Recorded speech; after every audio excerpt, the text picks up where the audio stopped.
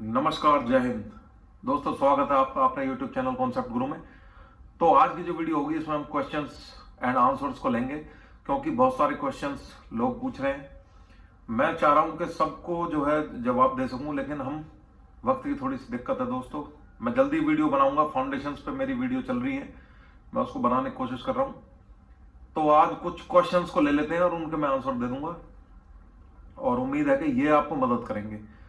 तो सबसे पहला जो क्वेश्चन है, ये किसी भाई ने पूछा है। Love your video, thank you very much.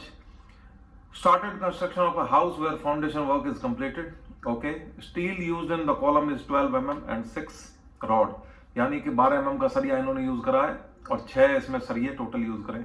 Can I use single brick और double brick in the outer wall? What should be the height of the roof? तो दोस्तों, पहली चीज मैं क्लियर कर देना चाहता हूं, मैंने पहले ही बताई है कि आउटर वॉल में 4 इंच की दीवार नहीं चलेगी, उसमें 9 इंच की दीवार कम से कम चाहिए। तो भाई ये गलती बिल्कुल मत कर देना। 4 इंच की वैसे भी नहीं चलेगी, क्योंकि जब भी आप उसमें कॉलम देने वाले हो तो कॉलम कम से कम 9 इंच का तो होगा ही होगा। तो कॉलम को ढकने के लिए भी वैसे भी आउटर वॉल में 9 इंच की दीवार चाहिए होती है। इनर वॉल में आप 4 इंच की, मैंने पहले ही बताया था कि यूज कर सकते हो। बाहर की दीवार में 9 इंच से नीचे कोई भी ब्रिक वर्क मत करवा लेना, नुकसान में आ जाओगे। और हाइट ऑफ द रूफ भाई साहब पूछ रहे हैं, तो हाइट ऑफ द रूफ भाई आपके अपने ऊपर डिपेंड करता है। मैं अगर आपकी जगह होता तो 12 फुट का तो मैं ग्राउंड फ्लोर रखता, और उसके बाद फर्स्ट फ्लोर जो होता वो 11 फुट के आसपास में रखता, क्योंकि उससे हवादार थोड़ी सी वेंटिलेशन बनी रहती है और थोड़े बड़े बड़े कमरे दिखाई देते हैं। तो आपके ऊपर है, 10 से 12 के बीच में आप कहीं पर भी रख सकते हो। उसके बाद दूसरा सवाल है कि मैं भी घर बनाने की तैयारी कर रहा हूं और आपका वीडियो मुझे बहुत इंफॉर्मेटिव लगा, thank you very much. Sir, मुझे ground floor plus first floor का घर बनाना है, उसके लिए फाउंडेशन कितनी फीट देना होगा, प्लीज हेल्प कीजिए। तो भाई साहब, मैं आपको बता देना चाहता हूं कि ये जो सवाल है अक्सर लोग पूछते हैं कि मुझे फाउंडेशन कितना गहरा खोदना है। तो देखो, आपको सीधी सी सिंपल सी चीज याद रखनी है कि फाउंडेशन की जो गहराई होती है वो ऐसे तय नहीं होती है, वो तय होती है आपकी सॉइल की कैपेसिटी को देख के। यानी कि अगर सॉइल आपकी मजबूत दिखाई दे रही है, जो कि धंसने वाली नहीं दिख रही है, तो हो सकता है आप उसे 2 फुट खोद के ही कर ले। और अगर आपको लग रहा है भाई मिट्टी अभी नई ताजा भरी हुई है, इसको फिर ज्यादा गहरा खोदना होगा। लेकिन ऑन एन एवरेज मैं आपको इसको बता देता हूं, अगर आपको ग्राउंड फ्लोर बनाना है और उसके ऊपर कोई मंजिल नहीं बनानी है, तो आप उसको 2 या 3 फुट भी खोद के फुटिंग डाल सकते हैं, फाउंडेशन बना सकते हो। लेकिन अगर आपको 2 फ्लोर बनाने हैं, जैसे ground floor plus first floor बनानी है, तो आप उसमें 3 से 4 फुट के बीच में खोदें। और अगर आपको उसमें 4 फ्लोर बनानी है या 5 फ्लोर बनानी है, जो कि मैं सजेस्ट करूंगा आपको, कम से कम आप उसको 5 फुट की फाउंडेशन रखें, क्योंकि 5 फुट अमूमन जो है आपकी जो सॉइल कैपेसिटी है वो स्ट्रेंथ अच्छी होती है। तो आप कम से कम 5 फुट उसको खोदें, अगर आपको ऊंची बिल्डिंग बनानी है और बहुत ही मजबूत बनानी है। पंचिंग इफेक्ट्स कम हो जाएं, जो पंचिंग इफेक्ट्स में हालांकि एक नई वीडियो जो आ रही है फाउंडेशन वाली, उसमें मैं सारा समझाऊंगा। तो 5 फुट से 4 फुट के बीच में आप उसको रख सकते हो, 4 फुट या 5 फुट। 5 फुट की कोशिश करो, फाउंडेशन बहुत अच्छा बनेगा। ये सवाल बहुत लोगों ने पूछा कि हमें कितना खोदना है। तो भाई देखो, थोड़ा सा अपना ग्राउंड वर्क भी करो, देखो कि वहां पर मिट्टी कैसी है, क्या है, उसके बाद से पता चलेगा। तो अगला सवाल है कि sir, I am lower middle class. भाई साहब, सब लोअर मिडिल क्लास से ही हैं यहाँ पर, हम भी। I want to make a house of 1 bed, living room, kitchen and dining. My land space is 40 feet by 40 feet, please give me a plan. ये चीज बहुत कॉमनली देखी जा रही है कि भाई सब फ्लोर प्लान मांग रहे हैं। मैंने देखो पहले भी वीडियो में बताया था कि जो लोगों के पास बिल्कुल एक्सेस ही नहीं है, इंटरनेट भी नहीं है, कोई इंटरनेट है चलो मान लेते हैं, कोई आर्किटेक्ट नहीं है या कोई इंजीनियर भी नहीं है। आप यार इंग्लिश अच्छी बोल रहे हो, आपको आर्किटेक्ट की एक्सेस नहीं होगी, ऐसा हो सकता है? आप अच्छी इंग्लिश में आप एक सवाल पूछ रहे हो, तो अच्छी इंग्लिश में जो सवाल पूछ रहा है उसको 100% मैं गारंटी दे सकता हूँ एक्सेस होगी आर्किटेक्ट्स की आपके शहर में, या इंजीनियर्स होंगे। तो यार ये जो बिल्कुल देहात का जो बेचारा बिल्कुल भी जिस पे एक्सेस नहीं है, जिसको कोई भी सपोर्ट नहीं है कैसा भी, मैं उनके लिए फ्लोर प्लान फ्री में बना सकता हूँ। लेकिन ऐसे तो मैं यार फ्लोर प्लान ही बनाता रह जाऊंगा, ये आर्किटेक्ट का काम होता है। चलो मान भी लेते हैं कि फ्लोर प्लान आपको चाहिए भी और आपको मेरी सजेशन है चाहिए, तो कोशिश करो आप अपना फ्लोर प्लान बनाओ और मुझे भेजो, उसके बाद मैं उसको रिव्यू कर सकूं, कि उसमें देख सकूं भाई क्या चीज ठीक करी जा सकती है। इतनी तो मैं आपकी मदद कर सकता हूं। लेकिन अगर प्योरली मेरे ही भरोसे बैठे हो कि आप ही फ्लोर प्लान बना के दे दोगे, यार मैं आर्किटेक्ट नहीं हूँ। तो मैं उसके लिए माफी मांगता हूँ, मैं कोई आर्किटेक्ट नहीं हूँ। हाँ, मैं कुछ फ्लोर प्लान्स अपलोड कर देता हूँ, आप उनको देखो, अगर वो आपके लिहाज से सटीक बैठ रहे हैं तो आप उसके हिसाब से मकान बना लो। और बिल्कुल ही मेरी ही सर्विस चाहिए भाई कि मैं तो आपसे बनाऊंगा, तो पैसे लगेंगे यार उसके। फ्री में कोई काम नहीं होता, और ना फ्री में करने वालों की मैं सपोर्ट करता कभी भी। अगर मेरा समय चाहिए, मेरी आपको इंजीनियरिंग की नॉलेज की आपको जरूरत दिख रही है, तो उसके लिए आप मुझे मेरा व्हाट्सएप नंबर है, मैं दे दूंगा। ये सर्विस मैं शुरू कर देता हूँ, आप उस पर मुझे कांटेक्ट करो, तो जो मेहनत आना मेरा होगा, जो मिनिमम से मिनिमम मैं वो चार्ज करूंगा, तो मैं आपका ये फ्लोर प्लान भी बना के दे दूंगा। लेकिन इसको मेरा बिजनेस नहीं समझना, ये मैं आपकी एज ए हेल्प कर रहा हूँ इसलिए, क्योंकि मैं आर्किटेक्ट हूँ नहीं, लेकिन फिर भी उम्मीद करूंगा अगर आपको चाहिए मेरे से, तो उसका जो मेरा मेहनताना रहेगा वो आपको देना पड़ेगा, तो मैं आपको वो बना दूंगा। उसके बाद फिर आगे बढ़ते हैं। फिर है भाई, आपका कोई भी लफ्ज फालतू नहीं है, आपका बोलने का तरीका, शुक्रिया बहुत बहुत भाई। देखो, सच बोलो, लोगों को समझ में आए, ग्राउंड टू अर्थ रहो, कोई हवाई बातें मत करो। उसके बाद क्या है, सवाल है, आपने बहुत अच्छी advice the, thank you very much. मैं भी सोचता हूँ, मैं भी 3 मकान बनवा चुका हूँ। ठीक है जी, इसी फॉर्मूले से आपने 3 मकान बनाए, बहुत बहुत शुक्रिया। और एक मैसेज मुझे बहुत अच्छा लगा जी, ये है नीलम सूद जी हैं, इन्होंने कहा थैंक यू बेटा, हम आपकी इस वीडियो से बहुत सी जानकारी प्राप्त कर चुके हैं और हमें मकान बनाना है कम पैसे में। तो बहुत बहुत शुक्रिया, आपको मेरी वीडियो अच्छी लगी और इससे आपकी कोई मदद हो सके तो। इसके बाद अगला सवाल है, आप बहुत अच्छे उपाय बताते हो, थैंक यू। एक इंजीनियर है दीपक कुमार, वो कहते हैं अंडर भी प्लिंथ बीम से नीचे ब्रिक वर्क करो, नहीं तो कमजोर हो जाएगा। यार देखो, इस पे मैंने प्रॉपर वीडियो बनाई हुई है। प्लिंथ बीम के नीचे ब्रिक वर्क कहाँ करना है ये आपको समझना है। पहले तो प्लिंथ बीम के नीचे ब्रिक वर्क करना है या नहीं करना है, ये 2-3 चीजों पर डिपेंड करता है। सबसे पहली चीज जिस पे डिपेंड करेगा वो ये कि वो वॉल कौन सी है। अगर वो आउटर वॉल है तो ब्रिक वर्क करना ही पड़ेगा, मिट्टी रोक नहीं पाओगे। अगर वो इंटीरियर वॉल है, मकान के अंदर की दीवार है, तो उसमें अब ये डिसाइड करना है आपको कि वो जो प्लिंथ बीम है वो कितना मजबूत आपने बनाया है। यानी अगर 9 इंच बाय 15 इंच का आपने बनाया है प्लिंथ बीम, तो मत बनाओ यार, उसके नीचे क्यों वर्क करना ब्रिक। और अगर आपने 4 इंची का नाम के लिए एक बीम बना दिया, तो भाई वो किसी काम का नहीं है, उसके नीचे ब्रिक वर्क करना पड़ेगा। दूसरी चीज, उसकी बीम की लेंथ कितनी है, 15 फुट है, 17 फुट है। 40 फुट का बीम आप डाल रहे हो और कहोगे उसके नीचे ब्रिक वर्क नहीं करना, तो यार वो तो वाइब्रेशन आएंगे, उसमें करना पड़ेगा। हाँ, अगर 8 फुट है, 10 फुट है, 12 फुट है, तो उसके नीचे करने की कोई जरूरत नहीं है। 9 इंची का अगर बीम है और 12 फुट लेंथ है, नहीं करो उसके नीचे कोई ब्रिक वर्क। 15 फुट है तो करो, 15 फुट के बाद है तो करो। और अगर 15 इंच का बीम है और 10 फुट से 11 फुट 12 फुट के आसपास भी है, तो उसके नीचे करने की कोई जरूरत नहीं है, वेस्टेज ऑफ मनी है। ये मैं पूरी प्रॉपर वीडियो बना चुका हूँ उसके ऊपर, आप वो सारी वीडियो समझो, देखो, उससे आपको काफी हेल्प मिलेगी। ठीक है जी। उसके बाद एप्रिसिएशन के काफी मैसेजेस हैं, सवाल ज्यादातर लोग कम ही पूछ रहे हैं, एप्रिसिएशन के ज्यादा है। बहुत बहुत शुक्रिया जी, गुजियो बॉय। ठीक है, ये भी फ्लोर प्लान पूछ रहे हैं भाई साहब के फ्लोर प्लान बना सकते हैं मेरे लिए। मैंने आपको बता दिया कि अब हम सर्विस शुरू करने जा रहे हैं, जिस पे आप कांटेक्ट कर सकते हो। व्हाट्सएप का नंबर मैं दे दूंगा, आप उस पर कांटेक्ट कर सकते हो। मैं फ्लोर प्लान आपके लिए बिल्कुल बनाऊंगा, खाली टाइम रहेगा तो मैं बिल्कुल बना के दूंगा आपको, अगर मेरे फ्लोर प्लान पसंद आते हैं। हालांकि मैं आर्किटेक्ट हूँ नहीं, पर ठीक है, जितनी भी नॉलेज है मैं आपको बना के दे सकता हूँ मिनिमम चार्जेस पर। उसके बाद जी, फिर एक सवाल है पार्किंग को लेके है कि पार्किंग कितनी छोड़नी है। यार पार्किंग देखिए, ऑन एन एवरेज आपकी गाड़ी के हिसाब से देख लीजिए, आपकी गाड़ी का साइज जो है, बड़ी से बड़ी गाड़ी अगर ले लेते हैं तो 16 फुट के आसपास होती है, छोटी गाड़ी जो है 10 फुट के आसपास होती है। तो फॉर्च्यूनर अगर गाड़ी है आपके पास तो 16-17 फुट की उसकी लेंथ होती है, तो 20 फुट के आसपास आपको छोड़नी पड़ेगी उसको अगर पार्क करना है। नहीं तो आप बाइक्स वगैरह के लिए 8-10 फुट से काम चला सकते हो।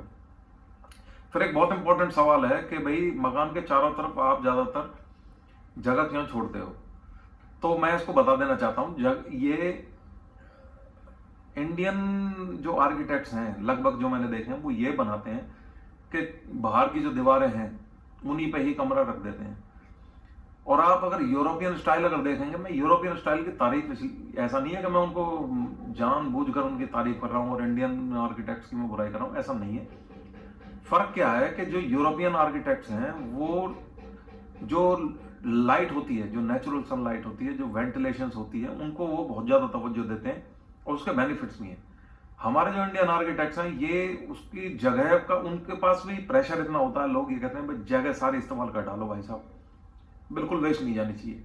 तो उनकी भी कोई गलती नहीं है, वो बिल्कुल बाहर ही उसकी कमरे की दीवार रखेंगे, वेंटिलेशन है मत रहे, कोई बेनिफिट मिले ना मिले, वो जगह को प्रॉपर यूज करा देगा आपकी को। लेकिन भाई रहना तो आपने है उसमें। मैं अगर आपकी जगह हूंगा, मैं 2 फुट छोटे कमरे में सोऊंगा, लेकिन मैं उस 2 फुट की वॉल को अंदर रखूंगा जिससे कि सनलाइट आए, मेरे पास वेंटिलेशन रहे, कूलर लगा सकूं, एसी की वेंटिलेशन बनी रहे और मेरा बिजली का बिल कम हो जाए। इसलिए मैं चारों तरफ जगह छोड़ता ही छोड़ता हूं, क्योंकि विंडोज के बिना यार कमरे की ना तो लुक आएगी, ना ही कमरे का कोई आप लग्जरियस लुत्फ आप ले पाओगे। तो जगह तो चारों तरफ मैं तो छोड़ के चलूंगा, बाकी आपके ऊपर। अगर जगह बहुत कम है आपके पास तो मैं भी रिकमेंड नहीं करूंगा। जगह है आपके पास 2-3 फुट 1 मीटर की जगह अगर है तो बहुत फायदा रहेगा, आप उसे छोड़ के चलो। और मैं आर्किटेक्ट से भी कहूंगा भाई आप प्रेशर में मत आओ, आप सजेस्ट करो पहले लोगों को कि भाई चारों तरफ जगह नहीं छोड़ सकते, कम से कम 2 दिशाओं में, पीछे और साइड में, आगे तो खैर छुट्टी है, आप छोड़ने की कोशिश करो तो लोगों का थोड़ा कल्याण हो जाएगा। उसके बाद है जी बैक फिलिंग में मलबा, पुराना टूटे घर का यूज कर सकते हैं या फिर फ्लाई ऐश। मलबा कौन सा यूज करना है यार?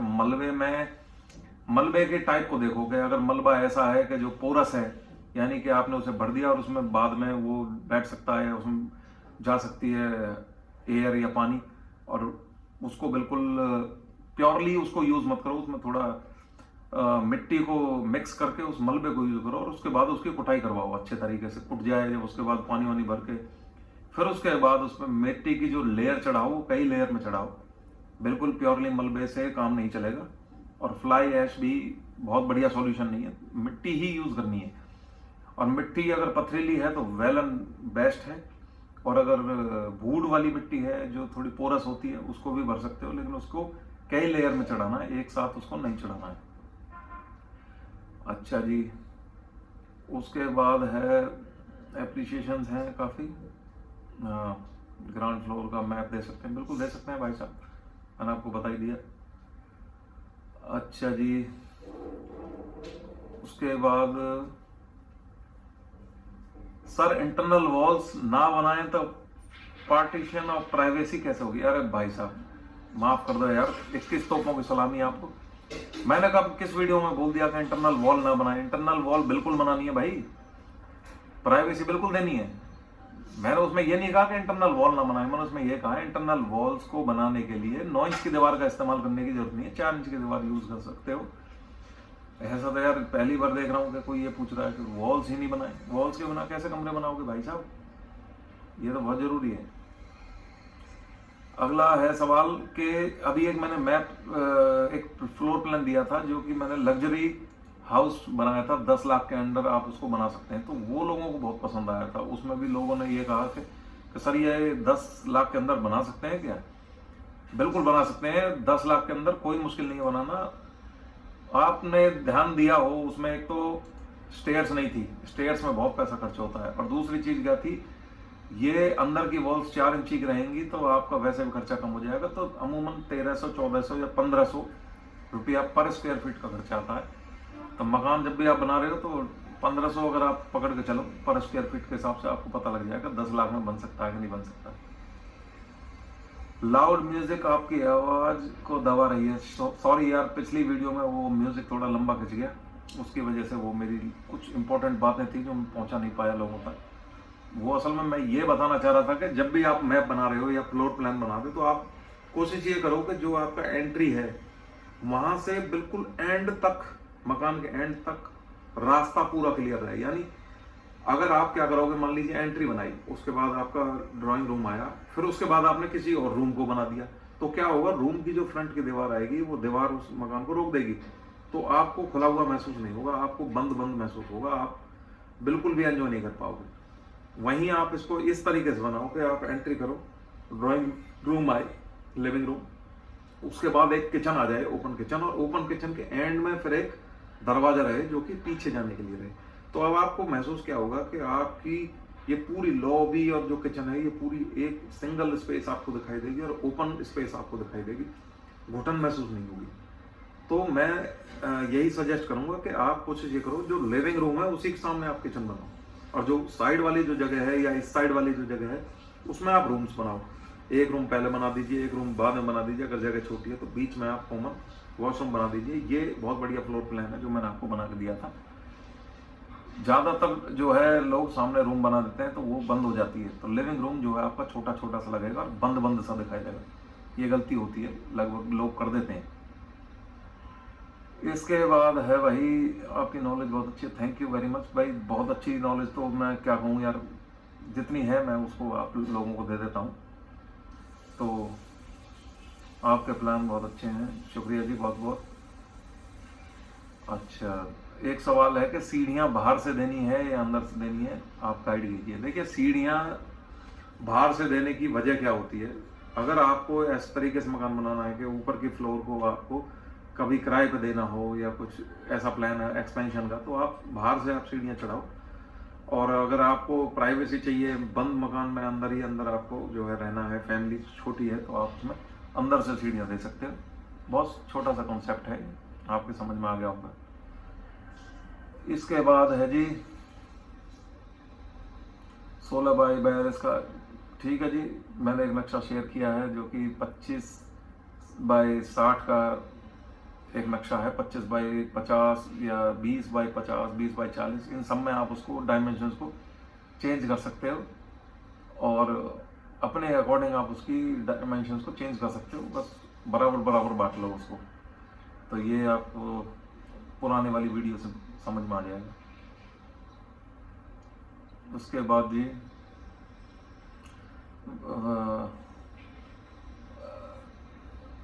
प्लान का पीडीएफ डिस्क्रिप्शन पर दे दो। देखिए, जब मैंने वो वीडियो बनाई थी तो उस वीडियो में मैंने उस प्लान को कम से कम 50 बार दिखाया है। उसके अंदर बीच में पॉज करके आप कहीं पर भी उस वीडियो को देख सकते हो, उसमें पूरा एक एक डायमेंशन उसमें क्लियर दिखाई दे रही है, तो पीडीएफ देने की कोई खास जरूरत है नहीं। अच्छा जी, अब है कि एक सवाल पूछ रहे हैं कि गार्डन को किस साइड देना चाहिए, पीछे देना चाहिए, फ्रंट पे देना चाहिए। देखिए, गार्डन को मैं कोशिश करूंगा फ्रंट पे भी दूं और पीछे भी दूं। अगर देखिए आप पीछे नहीं दे पा रहे हो तो आप क्या करो, दीवार के साथ 2 फुट जगह छोड़ो, बस उस 2 फुट पर आप ग्रीनरी काफी दे सकते हो। बैम्बूज के ट्रीज दे सकते हो। बैम्बूज के ट्रीज जो होते हैं, ये बहुत बढ़िया कॉन्सेप्ट मैंने देखा है साउथ ईस्ट एशिया में, तो हर जगह पे मैंने देखा है कि लास्ट की जो दीवार होती है उसकी 2 फुट जगह छोड़ देते हैं, उसमें बैम्बू ट्रीज गाड़ देते हैं, तो वो दीवार के साथ साथ खड़े हो जाते हैं, तो इतनी बढ़िया ग्रीनरी आपको दिखाई देगी। मैं हो सकता है फोटो भी शेयर करूंगा आपके साथ। वो बैम्बू ट्रीज का कॉन्सेप्ट मुझे बहुत बढ़िया लगा। तो आप पीछे जगह नहीं भी छोड़ पा रहे तो वो 2 फुट की जगह छोड़ दीजिए, आपका बहुत बढ़िया ग्रीनरी आपको निकल के आएगी। और साइड की दीवारों पर भी आप ऐसा कर सकते हो। भाई देखो, ग्रीनरी से ही मकान जचेगा। अगर आप ग्रीनरी नहीं दोगे तो मकान फिर वो मकान ही रह जाएगा, वो घर नहीं लगेगा। इसके बाद एक ज्यादातर भाई साहब पूछ रहे हैं कि जी 9 बाई 25 का मकान है जी, उसका नक्शा दे दो। यार 9 फुट के मकान में कोई मकान नहीं बनता, तो उसको सिर्फ लीपा पोती होगी, जगह बहुत ज्यादा कम में कोई मकान खास नहीं बनते हैं। 9 फुट में आप रास्ता भी दोगे, अंदर जाओगे भी, कमरा भी बनाओगे, उसके बाद यार क्या बचेगा उसमें। इतनी छोटी जगह का कोई बेनिफिट नहीं है। कम से कम चौड़ाई जो है 12-13 फुट तैयार रखो, जो एक कमरा कम से कम बने तो पूरा बने। तो 9 बाई 40 है, 9 बाई 50 है, वो मेरे हिसाब से यूजलेस है। वो उस बन जाएगा, आप आर्किटेक्ट से बनवा लीजिए, लेकिन मजा नहीं आएगा यार उसमें, माफी चाहूंगा उसके लिए। क्योंकि यार बेड भी आप बिछाओगे 6 फीट का, तो बेड ही हो जाएगा, आप उसमें कहाँ अलमारी दोगे। तो इतने छोटे नक्शे में कुछ खास नहीं किया जा सकता। और बहुत ही ब्यूटीफुल है जी। हाँ, मैं अभी एक और फ्लोर प्लान आज पॉसिबली मैं उसको लॉन्च करूंगा, आप देख सकते हो। वो बहुत बढ़िया नक्शा मैंने बनाया है और वो आपको लग्जरी फील मिलेगी। मेरे जितने भी नक्शे आप देखोगे उसमें आपको लग्जरी फील आएगी। अब लग्जरी, लोगों को ऐसा लगता है कि लग्जरी फील लाने के लिए पता नहीं कितना मोटा खर्चा हो जाएगा। देखिए यार, पैसे बराबर ही खर्च होते हैं, यही सीमेंट और ईंटें यूज होनी है, चाहे आप उसको कैसे भी लगा लो।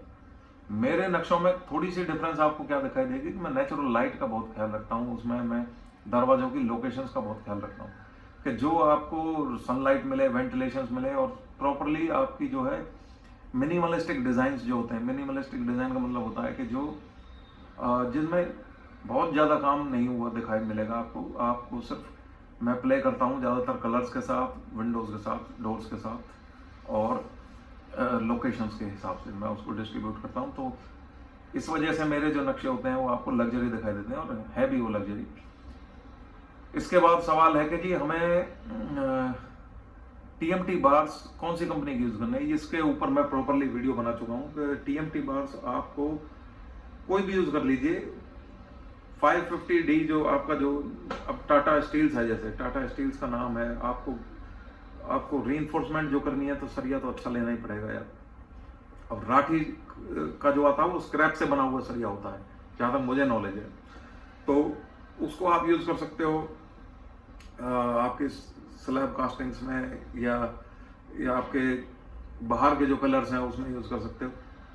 जो स्लैब मैंने बताया वो नीचे वाली स्लैब्स, जैसे आपके किचन की स्लैब बना रहे हो, कुछ बना रहे हो, लेकिन जो छत वाली स्लैब होगी, या आपके कॉलम्स हो गए, या आपकी फुटिंग्स होगी, भाई इसमें मैं आपको सजेस्ट नहीं करूँगा कोई भी हल्की क्वालिटी का। आपको इसमें टाटा यूज़ करना चाहिए, या फिर जिंदल स्टील्स का यूज़ कर सकते हो, या कोई भी ना मिले एंड में आपको पैसे भी बचाने तो भाई राठी का या रुंगता, ये फिर आप फोर्थ प्रेफरेंस रखो। फर्स्ट प्रेफरेंस आपको टाटा स्टील से रखना। देखो यार, इसमें बहुत ज़्यादा खर्चा नहीं आएगा। आपको ऐसा लगेगा कि महंगा आ रहा है, लेकिन वेट शायद मुझे ऐसा महसूस हुआ उसका कम होता है स्क्रैप वाले मटेरियल के कंपैरिजन में। तो आप टाटा का थोड़ा सा महंगा पड़ेगा, हल्का सा महंगा पड़ेगा, लेकिन उसके बेनिफिट बहुत ज़्यादा हैं। अच्छी क्वालिटी का सरिया यूज़ करोगे तो लाइफ अच्छी रहेगी, जंग लगने के चांसेस कम रहेंगे, फ्रेश मटेरियल रहेगा, ज़्यादा लंबा चलेगा। मकान है यार, बार बार तो बनता नहीं, कभी कभी बनाते हो इसको, तो बढ़िया क्वालिटी का मटेरियल यूज़ करो। बहरहाल बहुत बहुत शुक्रिया, आपने मेरी वीडियो को जो है लगभग 1.5-2 लाख व्यूज़ पे पहुंचा दिया, तो बहुत अच्छा लगा कि आपको मेरी वीडियो पसंद आई। अभी फाउंडेशंस की जो वीडियो होगी उसको मैं बनाने वाला हूँ, ये कि थर्ड पार्ट रहेगा मेरा, जो मेन वीडियो चलती जा रही है उसका थर्ड पार्ट रहेगा। और इसमें मैं आपको बताऊंगा कि फाउंडेशंस में लोग कहाँ गलती कर जाते हैं, फाउंडेशंस को कैसे ध्यान रखना है। आप बिना आर्किटेक्ट के भी अपने घर की जो फाउंडेशन बना रहे हो, बिल्कुल फ्रेश से स्टार्ट कर रहे हो, आपके पास आर्किटेक्ट नहीं है, आप भी मेरी वीडियो देख के अपने मकान की फाउंडेशन बना सकते हो। बहुत बढ़िया फाउंडेशन बनेगी, बहुत मजबूत बनेगी। 5 मंजिल 4 मंजिल तक के आप उसमें मकान बनाओ, कभी दिक्कत नहीं आएगी। पंचिंग इफेक्ट्स को ध्यान में रखते हुए आप बनाओगे। मैं वीडियो बनाने वाला हूँ, देखिए उसको ध्यान से, और उसमें आपको समझ में आ जाएगा कि फाउंडेशन क्यों इतनी इंपॉर्टेंट होती है किसी भी मकान को बनाने के लिए। तो भाई आज के लिए इतने ही सवाल काफ़ी थे। उम्मीद करूंगा आपको ये वीडियो पसंद आई होगी। आपका भी कोई सवाल है तो आप अपने सवाल को लिख के भेज सकते हो। मैं उसको कोशिश करूंगा जल्द से जल्द रिप्लाई करने की। हालांकि मैं कोशिश करता हूँ अपने सभी कमेंट्स का जवाब देने की, समय की थोड़ी सी दिक्कत रहती है। तो मिलेंगे अगली वीडियो में, तब तक के लिए अपना ख्याल रखें। नमस्कार, जय हिंद।